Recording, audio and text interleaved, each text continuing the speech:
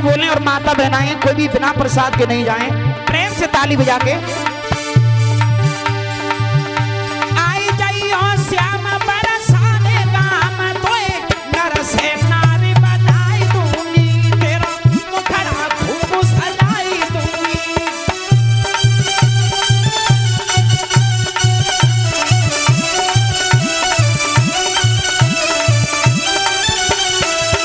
आई जाइयो श्याम बरसाने गाम तो नर से नारी बनाई दूंगी, तेरा मुखड़ा खूब सजाई दूंगी।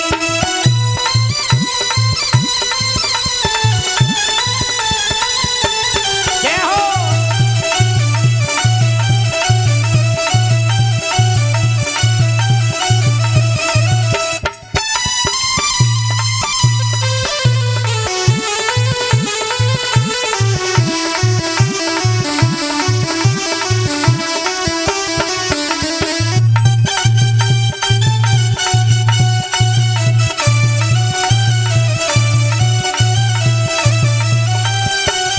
और बोली कन्हैया मत समझे काना भोरी हूँ, मत समझे मोहन भोरी हूँ, मैं तो बरसाने की छोरी हूँ, मैं बरसाने की छोरी हूँ। तेरे ओठ गुलाबी गाल गाल पे गुल चाचारी लगाई दूंगी, तेरा मुखड़ा खूब सजाई दूंगी।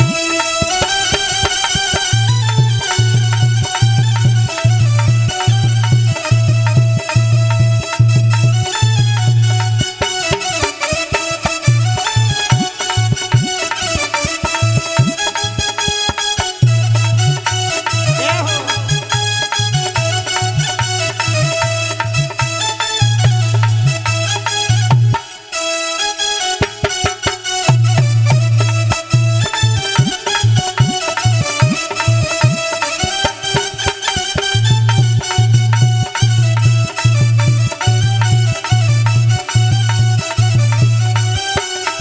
बोलिए रास बिहारी भगवान की। बोलिए एटीएम बना दे और माँ चाहे तो अपने पुत्र को डकैत बना दे। बच्चे की पहली गुरु माँ होती है। एक विद्वान लिखते हैं,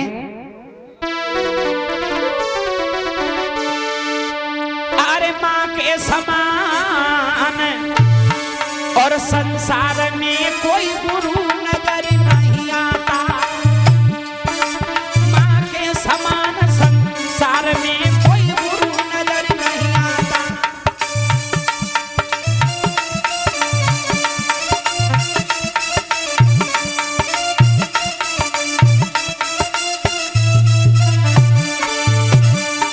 अरे जब जब जीव जगत में आता तब तब मिलती उसको माता माता जैसा ना तू जाना था। हरे हरे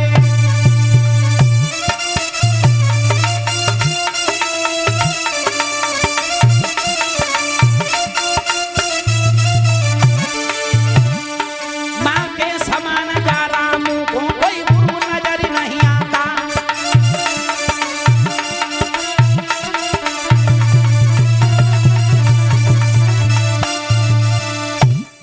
पहला गुरु बच्चे की माँ होती है। माँ मैया ने कहा वो तुम्हारे पिताएं, जाके पिता के चरणों को स्पर्श करना। श्रोता धीरे धीरे ध्रुव चले उत्तम के साथ में, लेकिन उत्तानपाद महाराज ऊंचे सिंहासन पर बैठे। ध्रुव जी ने देख लिया यही मेरे पिता हैं, दूर से भाग करके दौड़ को लगा दिया और चरणों को स्पर्श किया। महाराज समझ गए ये मेरा बड़ा पुत्र है। लेकिन चुगला महाराज जिला में ही ना है, तहसील में ही ना है, बल्कि गांव गांव चुगला है आजकल। एक चुगला, एक ब्यामारा, एक गांव गांव मिल जाएंगे तुम्हें, है ना। चुगलन को क्या काम होते, जा घर में कबाऊ लड़ाई ना भई होए ता घर में लड़ाई करवाए दे। हाँ, एक चुगला उठ करके खड़ा हो गया, महाराज की जय हो। बोलिए महाराज, मुझे बहुत जोड़ की भूख लगी है, मैं अपने घर भोजन करे आया। महाराज बड़े खुश थे, कहने लगे ठीक है भोजन करे आओ, जल्दी आना। ठीक है महाराज। वो अपने घर नहीं गया, वो चुगला सीधा छोटी रानी सुरची के पास पहुंच गया और सुरची से कहने लगा, महारानी जी। हाँ जी, कैसे आए तुम? क्यों, तुम कैसे दरबार में से आ गए? अरे तुम्हें कुछ मालूम है? हमें तो नहीं मालूम, अब बताओगे तभी पता चलेगा, मगर हमें लगता तुम्हारा पेट खराब हो गया इसलिए भागे आए। बहुत भोली हो तुम, बहुत सीधी हो, और ये तुम्हारी सीधेपन की खातिर हो रहा है सभा में जो हो रहा है। क्या है मुझे बताओगे? तुम्हारा बेटा उत्तम महाराज के सामने खड़ा है और तुम्हारी सौत का बेटा महाराज की गोदी में बैठा है। क्या कह रहे हो तुम? और हमें ऐसा लग रहा है कि महाराज तुम्हारे पुत्र को राज नहीं देंगे, बल्कि तुम्हारी सौत के बेटा को राज देंगे। तुम सच कह रहे झूठ कह रहे? बिल्कुल सही कह रहे। अगर तुम्हारी बात सच होगी तो मैं अभी जाते दरबार में, और न झूठ भाई तो तुम्हें हम कुछ भी सजा दे देना। ध्यान रखना, में जाते टिर्री रोक, मुझे दरबार में भेज के जा। चलते श्रोता, इतना क्रोध आया छोटी रानी सुरुचि को। भक्तों, जहां मर्दों की सभा लगी हुई हो वहां पर स्त्री का जाना वर्जित है, लेकिन इतना क्रोध आया सभा में पहुंच गई। देखा है महाराज की गोदी में ध्रुव बैठे, कलाई पकड़ करके झटक करके फेंक दिया। चला जाए यहां से, तेरी इतनी हिम्मत, मेरे महाराज की गोदी में जाके बैठ गया। श्रोताओं, क्या करते बेचारे ध्रुव, रोते बिलखते चल दिए। और उसी समय सुरुचि कहने लगी, ओरे ध्रुव मेरी बात सुन, अरे चल दूर खड़ा हो ओरे दुष्ट, ओरे किन के मुकाबले आया है। अरे कहा अकल तुम्हारी कहाँ भूप, जो ये सर पे गधा चढ़ाया है।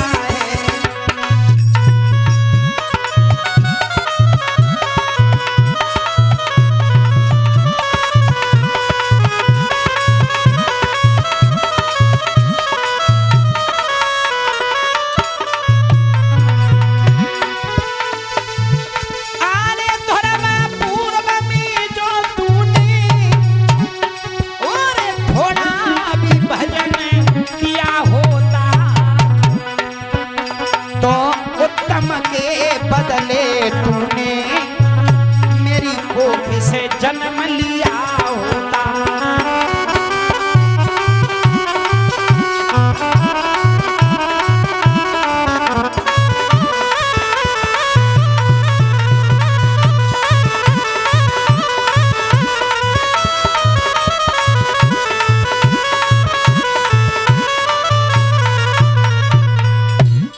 जवाब दिया, चला जाए यहां से।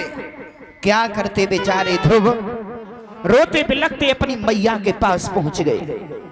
मैया ने अपने कलेजे के टुकड़े को रोता देखा, जवाब दिया, मैंने पहले ही मना किया था, तू कहीं मत जाया कर लाला, देख ले तू क्यों रो रहा है।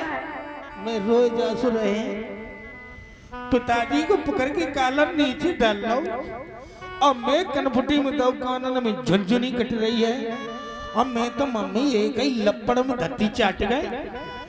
अब बेऊ रो रहे, मऊ रो रहे, मोए ना मालूम थी, हमें लगे तो मेरी पत्ता क्रके। अरे किसने मारा है तुझे? चेक करवा भाई, आई थी पन्ना थी भाई, दो आंखें ऊपर दो आंखें नीचे, चारों ओर तो चंद्रमा सी चली आई, कनफुटी बाढ़ सी न दो। 5 मिनट तो अंधेरो रहो, हम ढूंढ रहे भैया कहाँ है तू, कहाँ है तेरी आंखें कहाँ है? भैया मैं बड़े परेशान रहे, भैया अब मैं कहीं नहीं जाएंगे, तू सच सच बता दे मेरे पिताजी है कहाँ? मैं जवाब दिया है, मैया मुझे किसी ने और ने नहीं मारा है, मैया मुझे मौसी ने मारा है। और ध्रुव जी कहने लगे हैं, माँ रोई रोई कहीं ध्रुव सुकुमारी और मैया मोए मौसी ने मारो।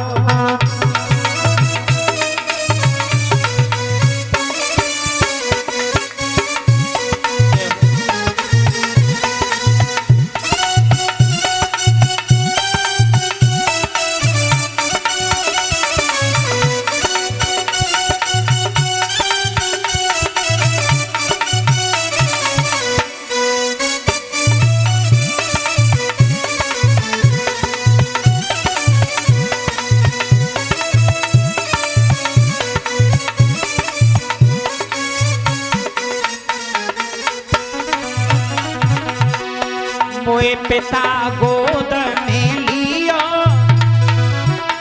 मौसी ने ढकेला दियो।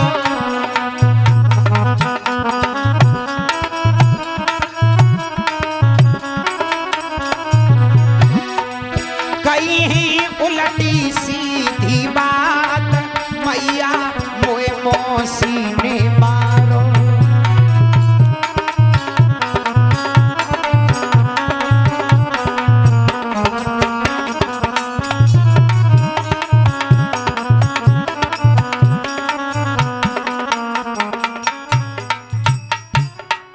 जवाब दिया है माँ, मुझे मौसी ने मारा है। सुनीति कहने लगी लाला,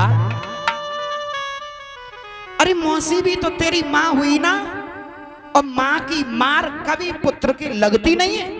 और तू तो ऐसे रो रहा है, ना जाने किसने कितना मारा हो। तो ध्रुव जी कहने लगे मेरी माँ, मैं इसलिए नहीं रो रहा हूं कि मुझे मौसी ने मारा। अरे मैया, जैसी तेरी मार तैसी मौसी की मार, इसलिए नहीं रो रहा हूं। मैं रो तो इसलिए रहा हूं मेरी माँ कि मौसी ने मारा। तो पिताजी ने कुछ नहीं कहा, अगर एक भी शब्द कुछ भी बोल देते तो मैं हंसता हंसता चला आता मेरी माँ। इतनी बात पुत्र की सुनी तो मैया के मुंह से एक बात निकल गई श्रोता। उसी बात के पीछे ध्रुव तपस्या करने के लिए चले गए थे। कौन सी बात? जवाब दिया लाला, अगर वो तुम्हारे पिता होते तभी तो कुछ कहते। ध्रुव जी कहने लगे माँ, फिर मेरा पिता कौन है? जवाब दिया लाला, जो संसार का पिता है वो तुम्हारा पिता है। माँ, वो कहाँ रहते? जवाब दिया लाला, जो भी उनका भजन करने के लिए जाता है, एकांत मन लगा करके एकांत में जो उनका भजन करता है, बस उसी को दर्शन देने के लिए भगवान आ जाते हैं। और मेरे पुत्र, कभी उन भगवान की गोदी में तू बैठ गया ना, तो संसार की किसी मौसी में इतनी हिम्मत नहीं है कि तुझे हटा दे। ध्रुव जी को ज्ञान ही नहीं बल्कि परम ज्ञान हो गया। ध्रुव जी कहने लगे माँ, अब मैं बड़ा तो हो गया, केवल मुझे आदेश दे दे माँ। और ध्रुव जी कहने लगे हैं मेरी मैया, अरे जिंदा मैया